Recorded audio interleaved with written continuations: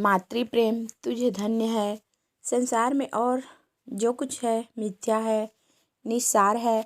मातृ प्रेम ही सत्य है, अक्षय है, अनश्वर है। 3 दिन से सुखिया के मुंह में न अन्न का एक दाना गया था, न पानी की एक बूंद। सामने पुआल पर माता का नन्हा सा लाल पड़ा करा रहा था। आज 3 दिन से उसने आंखें न खोली थी। कभी उसे गोद में उठा लेती, कभी पुआल पर सुला देती। हंसते खेलते बालक को अचानक क्या हो गया, यह कोई नहीं बताता। ऐसी दशा में माता को भूख और प्यास कहाँ। एक बार पानी का एक घूंट मुंह में लिया था, पर कंठ के नीचे न ले जा सकी।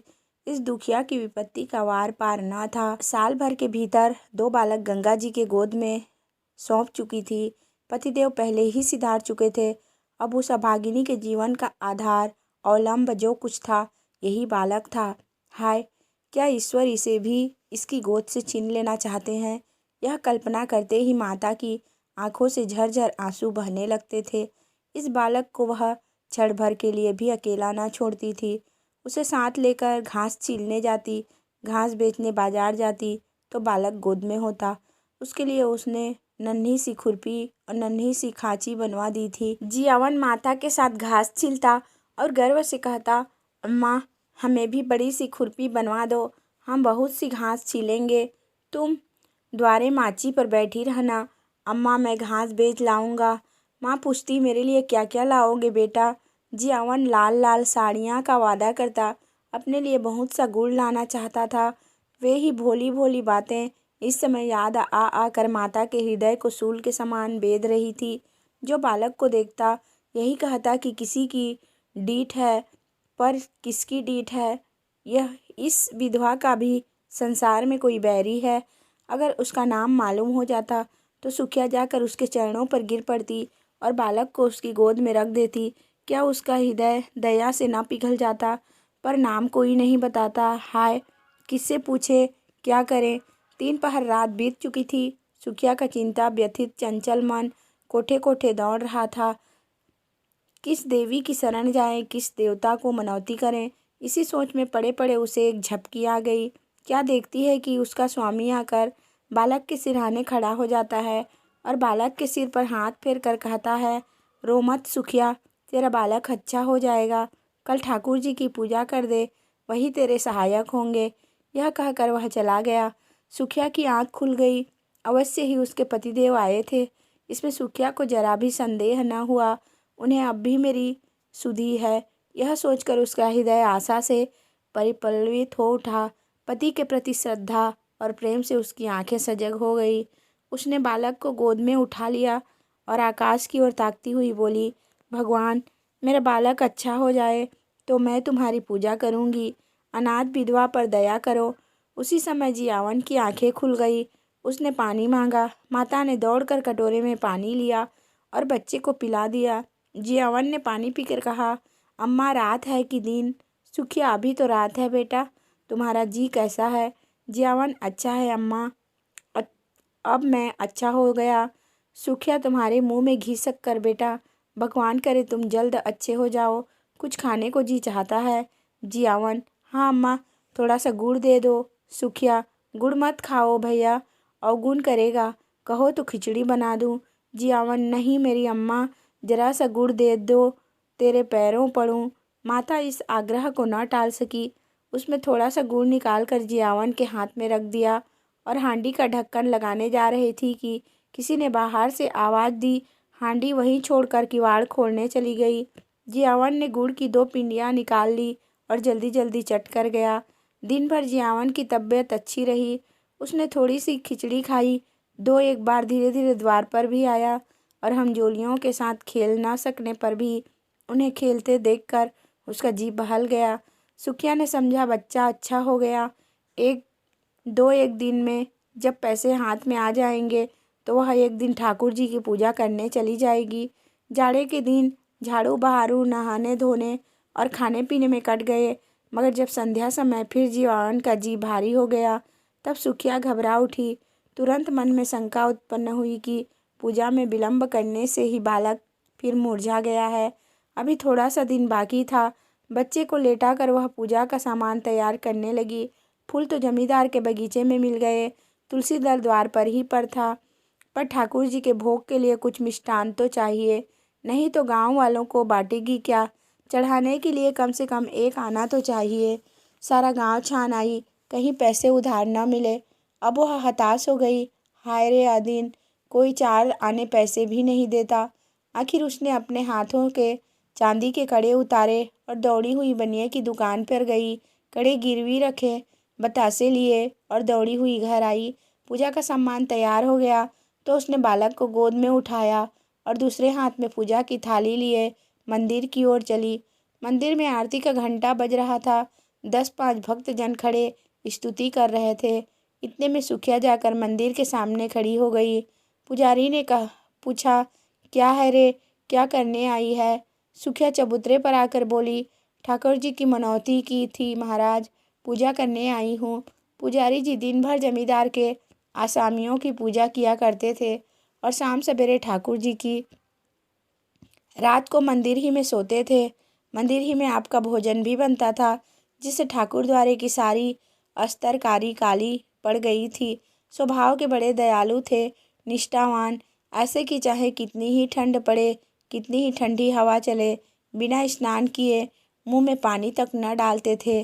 अगर इस पर भी उनके हाथों और पैरों में मैल की मोटी तह जमी हुई थी तो उसमें उनका कोई दोष न था। बोले तो क्या भीतरी चली आएगी, हो तो चुकी पूजा, यहाँ आकर भर भ्रष्ट करेगी। एक भक्तजन ने कहा, ठाकुर जी को पवित्र करने आई है। सुखिया ने बड़ी दीनता से कहा, ठाकुर जी के चरण छूने आई हूँ सरकार, पूजा की सब सामग्री लाई हूँ। पुजारी, कैसी बेसमझी की बात करती है रे, कुछ पगली तो नहीं हो गई है। भला तू ठाकुर जी को कैसे छुएगी। सुखिया को अब तक कभी ठाकुर द्वार में आने का अवसर न मिला था।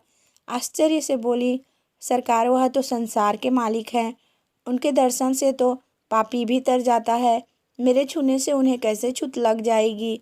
पुजारी, अरे तू चमारिन है कि नहीं रे। सुखिया, तो क्या भगवान ने चमारों को नहीं सिरजा है, चमारों का भगवान कोई और है। इस बच्चे की मनौती है सरकार। इस पर वही भक्त महोदय जो अब स्तुति समाप्त कर चुके थे डपट कर बोले, मार के भगा दो चुड़ैल को, भरभ्रष्ट करने आई है, फेंक दो थाली वाली, संसार में तो आप ही आग लगी हुई है। चमार भी ठाकुर जी की पूजा करने लगेंगे तो पृथ्वी रहेगी कि रसातल को चली जाएगी। दूसरे भक्त महाशय बोले, अब बेचारे ठाकुर जी को भी चमारों के हाथ का भोजन करना पड़ेगा। अब प्रलय होने में कुछ कसर नहीं है। ठंड पड़ रही थी, सुखिया खड़ी काँप रही थी और यहाँ धर्म के ठेकेदार लोग समय की गति पर आलोचनाएं कर रहे थे। बच्चा मारे ठंड के उसके छाती में घुसा जाता था, किंतु सुखिया वहाँ से हटने का नाम न लेती थी। ऐसा मालूम होता था कि उसके दोनों पांव भूमि में गड़ गए हैं। रह रह कर उसके हृदय में ऐसा उद्गार उठता था कि जाकर ठाकुर जी के चरणों पर गिर पड़े। ठाकुर जी क्या इन्हीं के हैं, हम गरीबों का उनसे कोई नाता नहीं है। ये लोग होते हैं कौन रोकने वाले। पर यह भय होता था कि इन लोगों ने कहीं सचमुच थाली वाली फेंक दी तो क्या करूँगी। दिल में ऐंठ कर रह जाती थी। सहसा उसे एक बात सूझी। वह वहाँ से कुछ दूर जाकर एक वृक्ष के नीचे अंधेरों में छिपकर इन भक्तजनों के जाने की राह देखने लगी। आरती और स्तुति के पश्चात भक्तजन बड़ी देर तक श्रीमद् भागवत का पाठ करते रहे। उधर पुजारी जी ने चूल्हा जलाया और खाना पकाने लगे। चूल्हे के सामने बैठे हुए हूँ हूँ करते जाते थे और बीच बीच में टिप्पणियाँ भी करते जाते थे। 10 बजे रात तक कथा वार्ता होती रही और सुखिया वृक्ष के नीचे ध्यानावस्था में खड़ी रही। सारे भक्त लोगों ने एक एक करके घर की राह ली। पुजारी जी अकेले रह गए।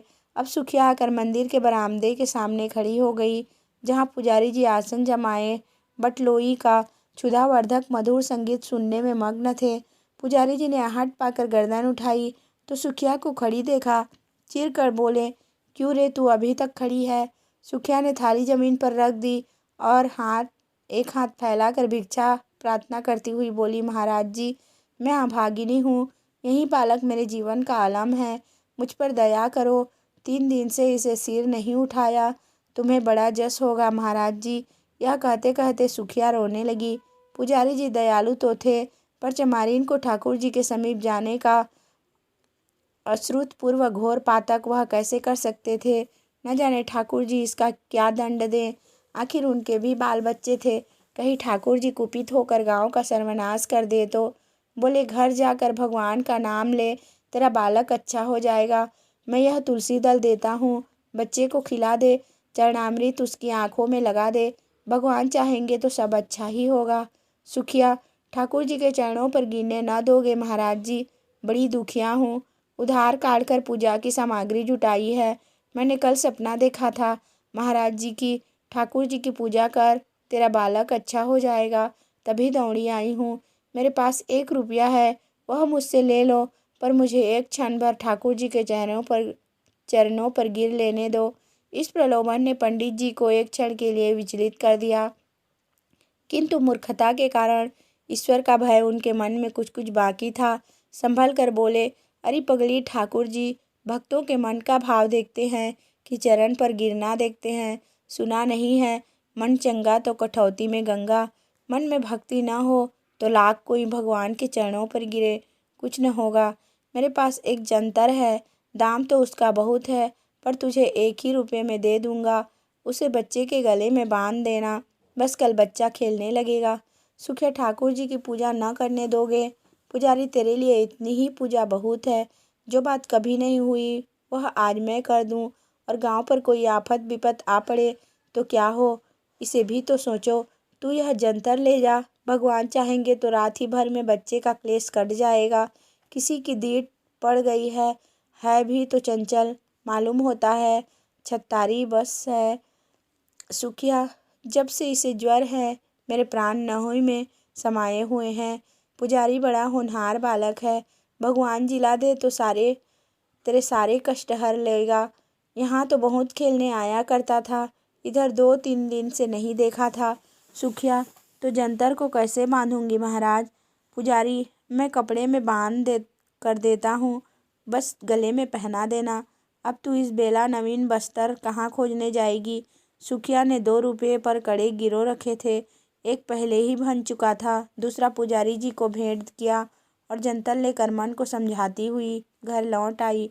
सुखिया ने घर पहुंचकर बालक को गले में जंतर बांध दिया, पर ज्यों ज्यों रात गुजरती थी उसका ज्वर भी बढ़ता जाता था। यहाँ तक कि 3 बजते बजते उसके हाथ पांव शीतल होने लगे। तब वह घबरा उठी और सोचने लगी, हाय, मैं व्यर्थ ही संकोच में पड़ी रही और बिना ठाकुर जी के दर्शन किए चली आई। अगर मैं अंदर चली जाती और भगवान के चरणों पर गिर पड़ती तो कोई मेरा क्या कर लेता। यही न होता कि लोग मुझे धक्के देकर निकाल देते, शायद मारते भी, पर मेरा मनोरथ तो पूरा हो जाता। यदि मैं ठाकुर जी के चरणों को अपने आंसुओं से भिगो देती और बच्चे को उनके चरणों में सुला देती तो क्या उन्हें दया न आती? वह तो दयामय भगवान हैं, दीनों की रक्षा करते हैं, क्या मुझ पर दया न करते? यह सोचकर सुखिया का मन अधीर हो उठा। नहीं, अब विलंब करने का समय न था। वह अवश्य जाएगी और ठाकुर जी के चरणों पर गिरकर रोएगी। उस अबला के आशंकित हृदय का अब इसके सिवा और कोई अवलंब, कोई आसरा न था। मंदिर के द्वार बंद होंगे तो वह ताले तोड़ डालेगी। ठाकुर जी क्या किसी के हाथों बिक गए हैं कि कोई उन्हें बंद कर रखे? रात के 3 बज गए थे। सुखिया ने बालक को कंबल से ढाँप कर गोद में उठाया, एक हाथ में थाली उठाई और मंदिर की ओर चली। घर से बाहर निकलते ही शीतल वायु के झोंकों से उसका कलेजा कांपने लगा। शीत के पांव शिथिल हुए जाते थे। उस पर चारों ओर अंधकार छाया हुआ था। रास्ता 2 फलांग से कम न था। पगडंडी वृक्षों के नीचे नीचे गई थी। कुछ दूर दाहिनी और एक पोखरा था। कुछ दूर बांस की कोठियाँ। पोखर में एक धोबी मर गया था और बांस की कोठियों में चुड़ैलों का औ था। बाईं ओर हरे भरे खेत थे। चारों ओर सन सन हो रहा था। अंधकार साए साए कर रहा था। सहसा गीदड़ों ने कर्कश स्वर में हुआ हुआ करना शुरू किया। हाय, अगर कोई उसे 1 लाख रुपए देता तो भी इस समय वह यहाँ न आती। पर बालक की मंदिर सारी शंकाओं को दबाए हुए थी। हे भगवान, अब तुम्हारा ही आसरा है। यह जपती वह मंदिर की ओर चली जा रही थी। मंदिर के द्वार पर पहुंचकर सुखिया ने जंजीर टटोल कर देखी, ताला पड़ा हुआ था। पुजारी जी बरामदे से मिली हुई कोठरी में किवाड़ बंद किए सो रहे थे। चारों ओर अंधेरा छाया हुआ था। सुखिया चबूतरे के नीचे से एक ईंट उठा लाई और जोर जोर से ताले पर पटकने लगी। उसके हाथों में न जाने इतनी शक्ति कहाँ से आ गई थी। 2 ही 3 चोट में ताला और ईंट दोनों टूटकर चौखट पर गिर पड़े। सुखिया ने द्वार खोल दिया और अंदर जाना ही चाहती थी कि पुजारी किवाड़ खोलकर हड़बड़ाए हुए बाहर निकल आए और चोर चोर का गुल मचाते गांव की ओर दौड़े। जाड़े में प्रायः पहर रात रहे ही लोगों की नींद खुल जाती है। यह शोर सुनते ही कई आदमी इधर उधर से लालटेन लिए हुए निकल पड़े और पूछने लगे, कहाँ है, किधर गया। पुजारी, मंदिर का द्वार खुला पड़ा है। मैंने खटखट की आवाज़ सुनी। सहसा सुखिया बरामदे से निकलकर चबूतरे पर आई और बोली, चोर नहीं है, मैं हूँ। ठाकुर जी की पूजा करने आई थी, अभी तो अंदर गई भी नहीं, मार हल्ला मचा दिया। पुजारी ने कहा, अब अनर्थ हो गया। सुखिया मंदिर में जाकर ठाकुर जी को भ्रष्ट कर आई। फिर क्या था, कई आदमी झल्लाए हुए लपके और सुखिया पर लातों और घूंसों की मार पड़ने लगी। सुखिया एक हाथ से बच्चे को पकड़े हुए थी और दूसरे हाथ से उसकी रक्षा कर रही थी। एकाएक बलिष्ठ ठाकुर ने उसे इतनी जोर से धक्का दिया कि बालक उसके हाथ से छूटकर जमीन पर गिर पड़ा, मगर वह न रोया, न बोला, न सांस ली। सुखिया भी गिर पड़ी थी।